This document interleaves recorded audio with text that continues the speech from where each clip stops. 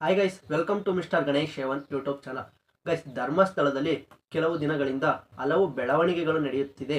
ಆದರೂ ಸಹ ನಮ್ಮ ಮಾಧ್ಯಮದವರು ಧರ್ಮಸ್ಥಳಕ್ಕೆ ಸಂಬಂಧಪಟ್ಟಂತೆ ಯಾವುದೇ ರೀತಿಯ ಸುದ್ದಿಯನ್ನು ಸಹ ಮಾಡ್ತಿಲ್ಲ.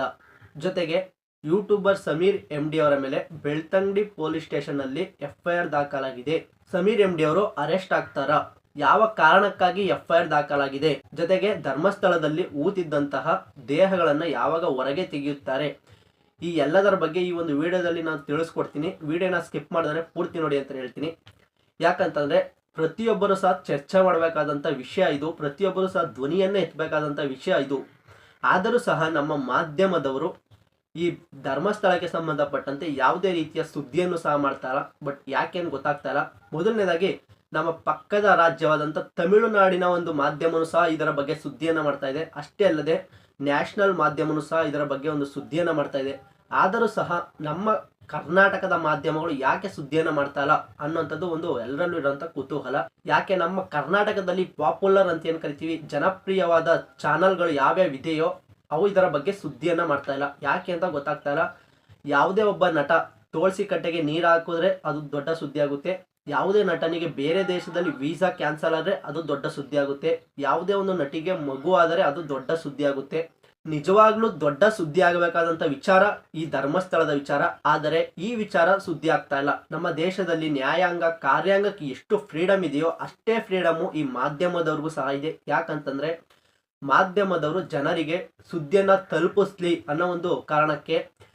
ಆದರೆ ಈ ಮಾಧ್ಯಮದವರು ಜನರಿಗೆ ಯಾವ ಸುದ್ದಿಯನ್ನು ತಲುಪಿಸ್ಬೇಕೋ ಆ ಸುದ್ದಿಯನ್ನು ತಲುಪಿಸ್ತಾ ಇಲ್ಲ. ಅದರ ಬದಲಾಗಿ ಯಾವ ಸುದ್ದಿ ಜನರಿಗೆ ಅವಶ್ಯಕತೆ ಇಲ್ಲವೋ ಆ ಸುದ್ದಿಯನ್ನು ಹೆಚ್ಚು ಈ ಮಾಧ್ಯಮದವರು ಜನರಿಗೆ ತಲುಪಿಸುವಂತ ಪ್ರಯತ್ನವನ್ನ ಮಾಡ್ತಾ ಇದ್ದಾರೆ. ಈ ಧರ್ಮಸ್ಥಳದ ಸುದ್ದಿ ದೇಶದ ಮೂಲೆ ಮೂಲೆಗೂ ತಲುಪುವಾಗೆ ಸುದ್ದಿ ಆಗ್ಬೇಕಾಯಿತು. ಬಟ್ ಆದರೆ ನಮ್ಮ ಮಾಧ್ಯಮದವರು ಈ ಕೆಲಸವನ್ನ ಮಾಡ್ತಿಲ್ಲ. ಯಾಕೆನ್ ಗೊತ್ತಿಲ್ಲ. ಇದಕ್ಕೆ ಅವರೇ ಉತ್ತರವನ್ನ ಕೊಡಬೇಕು. ಈ ಒಂದು ಕೇಸ್ನಲ್ಲಿ ಅಷ್ಟು ಸೀರಿಯಸ್ನೆಸ್ ಇಲ್ವಾ ಅನ್ನುವಂಥದ್ದು ಒಂದು ಪ್ರಶ್ನೆ ಹುಡ್ಕೊಳ್ತಾ ಇದೆ. ಖಂಡಿತವಾಗ್ಲೂ ಈ ಒಂದು ಕೇಸ್ನಲ್ಲಿ ಸೀರಿಯಸ್ನೆಸ್ ಇದೆ. ಅದು ಈ ಮಾಧ್ಯಮದವ್ರಿಗೂ ಸಹ ಗೊತ್ತು. ಆದ್ರೂ ಸಹ ಯಾಕೆ ಸುದ್ದಿ ಮಾಡ್ತಾ ಅನ್ನೋಂಥದ್ದು ಗೊತ್ತಿಲ್ಲ. ಧರ್ಮಸ್ಥಳದಲ್ಲಿ ಕೆಲಸ ಮಾಡ್ತಿದ್ದಂತ ಅನಾಮಿಕ ವ್ಯಕ್ತಿಯೇ ಬಂದು ನಾನು ಸಾಕ್ಷ್ಯನ ಹೇಳ್ತೀನಿ, ಈ ಒಂದು ಕೃತ್ಯದಲ್ಲಿ ನಾನು ಭಾಗಿಯಾಗಿದ್ದೆ ಅಂದರೆ ನಾನೇ ಸ್ವತಃ ನೂರಾರು ಹೆಣಗಳನ್ನ ಮಣ್ಣು ಮಾಡಿ ಬಂದಿದ್ದೀನಿ, ನಾನು ಎಲ್ಲೆಲ್ಲಿ ಮಣ್ಣು ಮಾಡಿದ್ದೀನಿ ಅಂತ ಈಗಲೂ ಸಹ ನಾನು ಜಾಗವನ್ನ ತೋರಿಸ್ತೀನಿ ಅಂತೇಳಿ ಸ್ವತಃ ಅನಾಮಿಕ ವ್ಯಕ್ತಿಯೇ ಬಂದು ಹೇಳ್ತಾ ಇದ್ರು ಸಹ ನಮ್ಮ ಮಾಧ್ಯಮದವರು ಮಾತ್ರ ಅದರ ಬಗ್ಗೆ ಸುದ್ದಿಯನ್ನ ಮಾಡ್ತಾ ಇಲ್ಲ. ಬಿಡಿ, ನಮ್ಮ ಮಾಧ್ಯಮದವರು ತೋರಿಸುವ ವಿಷಯಕ್ಕಿಂತ ತೋರಿಸಬಾರದ ವಿಷಯವನ್ನೇ ಹೆಚ್ಚು ತೋರಿಸ್ತಾರೆ. ಅದರಲ್ಲಿ ಅವರಿಗೆ ತುಂಬಾ ಆಸಕ್ತಿ ಇದೆ.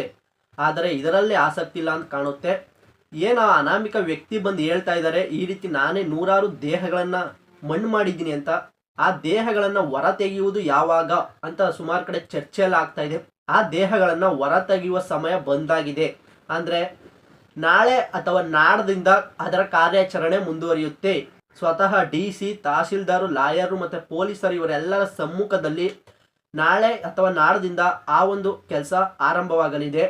ಆ ವ್ಯಕ್ತಿ ಏನು ಹೇಳ್ತಾ ಇದ್ದಾರೆ, ನಾನು ತೋರಿಸ್ತೀನಿ ಜಾಗನ ಅಂತ, ಆ ವ್ಯಕ್ತಿ ತುಂಬಾ ಕಾನ್ಫಿಡೆನ್ಸ್ ಆಗಿದ್ದಾರೆ. ಆ ವ್ಯಕ್ತಿ ಎಲ್ಲೆಲ್ಲಿ ಜಾಗಗಳನ್ನ ತೋರಿಸ್ತಾರೋ ಆ ಜಾಗಗಳಲ್ಲಿ ಊತಿದ್ದಂತಹ ದೇಹಗಳನ್ನ ಹೊರ ತೆಗೆದು ಅದರ ಬಗ್ಗೆ FSL ವರದಿಗಳು ಅಥವಾ ಫಿಂಗರ್ ಪ್ರಿಂಟ್ ನ ವರದಿಗಳೆಲ್ಲ ಸಹ ಇನ್ನು ಆದಷ್ಟು ಬೇಗನೆ ಬರ್ತಾ ಹೋಗುತ್ತೆ. ಅದರ ಬಗ್ಗೆನೂ ಸಹ ನಾನು ಅಪ್ಡೇಟ್ ಅನ್ನ ಕೊಡ್ತಾ ಹೋಗ್ತೀನಿ. ಇನ್ನು ಜೊತೆಗೆ ಈ ಸಮೀರ್ MD ಅವರ ಮೇಲೂ ಸಹ ಬೆಳ್ತಂಗಡಿ ಪೊಲೀಸ್ನವರು ಸ್ವತಃ ಸುಮೋಟೋ ಕೇಸನ್ನ ದಾಖಲಿಸಿಕೊಂಡಿದ್ದಾರೆ. ಯಾವ ಕಾರಣಕ್ಕಾಗಿ ಸುಮೋಟೋ ಕೇಸನ್ನ ದಾಖಲಿಸಿಕೊಂಡಿದ್ದಾರೆ ಅಥವಾ FIR ಅನ್ನ ಮಾಡಿದ್ದಾರೆ ಅಂತಂದ್ರೆ, ಈ ಕೇಸ್ನಲ್ಲಿ ಇಲ್ಲದಂತ ವಿಚಾರಗಳನ್ನು ನೀಡಿ, ಅಂದ್ರೆ ಸುಳ್ಳು ವಿಚಾರಗಳನ್ನು ಹೇಳಿ ಜನರನ್ನು ದಂಗೆ ಏಳುವ ರೀತಿ ಮಾಡ್ತಿದ್ದಾರೆ ಅಂತ ಹೇಳಿ ಪೊಲೀಸ್ನವರು ಸ್ವತಃ ಸುಮೋಟೋ ಕೇಸನ್ನ ಸಮೀರ್ MD ಅವ್ರ ಮೇಲೆ ದಾಖಲಿಸಿಕೊಂಡಿದ್ದಾರೆ. ಜೊತೆಗೆ ಅಲ್ಲಿರ್ತಕ್ಕಂಥ ಒಬ್ರು ಪೊಲೀಸ್ ವರಿಷ್ಠಾಧಿಕಾರಿಗಳು ಒಂದು ಮಾತಾಡಿದ್ದಾರೆ ಈ ಒಂದು ಕೇಸ್ನ ಬಗ್ಗೆ. ಅವ್ರು ಏನ್ ಮಾತಾಡಿದ್ದಾರೆ ಅಂತ ನೋಡ್ಕೊಂಬರೋಣ ಬನ್ನಿ. ಧರ್ಮಸ್ಥಳದಲ್ಲಿ ಹಲವಾರು ಹೆಣಗಳನ್ನು ಊತು ಹಾಕಿರುವುದರ ಬಗ್ಗೆ ಸಾಕ್ಷಿ ದೂರುದಾರ ನೀಡಿರೋ ದೂರಿನ ಬಗ್ಗೆ ಕಾಲ್ಪನಿಕವಾಗಿ AI ಮೂಲಕ ಸೃಷ್ಟಿಸಲಾದ ಸುಳ್ಳು ಮಾಹಿತಿಗಳನ್ನು ಒಳಗೊಂಡಿರುವ ವಿಡಿಯೋ ಬಹಿರಂಗಪಡಿಸಿ ಸಾರ್ವಜನಿಕರು ಉದ್ರೇಕಗೊಳ್ಳುವಂತೆ ಮಾಡಿರುವ ಬಗ್ಗೆ ಯೂಟ್ಯೂಬರ್ ಸಮೀರ್ MD ವಿರುದ್ಧ ಧರ್ಮಸ್ಥಳ ಠಾಣೆಯಲ್ಲಿ ಪ್ರಕರಣ ದಾಖಲಾಗಿದೆ. ಅಂದ್ರೆ AI ಅನ್ನ ಬಳಸ್ಕೊಂಡು ಸುಳ್ಳು ಸುದ್ದಿಗಳನ್ನ ಹಬ್ಬಿಸಿ ಜನರನ್ನ ದಂಗೆ ಏಳುವ ರೀತಿ ಮಾಡುತ್ತಿದ್ದಾರೆ ಅನ್ನೋ ಒಂದು ಕಾರಣಕ್ಕೆ ಸಮೀರ್ MD ಅವರ ಮೇಲೆ FIR ದಾಖಲಾಗಿದೆ. ಇದು ಯಾವ ರೀತಿ ಅವ್ರಿಗೆ ಪ್ರಾಬ್ಲಮ್ ಆಗುತ್ತೆ ಅಂತ ಕೇಳೋದಾದ್ರೆ, ಇದು ಸೊಮೋಟೋ ಕೇಸ್ ಆಗಿರೋದ್ರಿಂದ ಕೇಸ್ನ ತೀವ್ರತೆ ಅಷ್ಟು ಇರೋದಿಲ್ಲ ಅಂತ ಅನ್ಕೊಂಡಿದ್ದೀನಿ. ಒಟ್ಟು ನನಗನ್ಸಿದ ಪ್ರಕಾರ ಸಮೀರ್ ಎಂ ಡಿ ಅವರು ಅರೆಸ್ಟ್ ಆಗೋದಿಲ್ಲ ಅಂತ ಅನ್ಕೊಂಡಿದ್ದೀನಿ. ನೋಡೋಣ ಕಾದು ಏನಾಗುತ್ತೆ ಅಂತ. ಬಟ್ ಆದಷ್ಟು ವಿಡಿಯೋಗಳನ್ನು ಶೇರ್ ಮಾಡಿ ಪ್ರತಿಯೊಬ್ಬರು ಸಹ ಈ ಧರ್ಮಸ್ಥಳದ ಸುದ್ದಿ ಬಗ್ಗೆ ಧ್ವನಿಯನ್ನು ಎತ್ತಿ ಅಂತ ಕೇಳ್ತೀನಿ.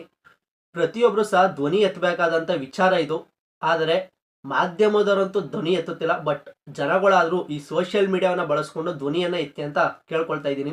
ನೋಡೋಣ ಈ ಕೇಸು ಯಾವ ಹಂತದವರೆಗೂ ಹೋಗಿ ನಿಂತ್ಕೊಳ್ಳುತ್ತೆ ಅಂತ. ಅಪ್ಡೇಟ್ಗಳನ್ನು ನಾನು ಕೊಡ್ತಾ ಹೋಗ್ತೀನಿ. ಅದಕ್ಕೋಸ್ಕರ ನಮ್ಮ ಒಂದು ಚಾನಲನ್ನು ಸಬ್ಸ್ಕ್ರೈಬ್ ಆಗಿ, ಹಾಗೆ ಪಕ್ಕದಲ್ಲಿರೋ ಒಂದು ಆಲ್ ಬಟನ್ ಮೇಲೆ ಕ್ಲಿಕ್ ಮಾಡಿ ನಾನು ಯಾವುದೇ ವಿಡಿಯೋನ ಹಾಕೊಂಡು ನಿಮಗೆ ನೋಟಿಫಿಕೇಶನ್ ಮುಖಾಂತರ ಬರ್ತಾ ಹೋಗ್ತೀನಿ.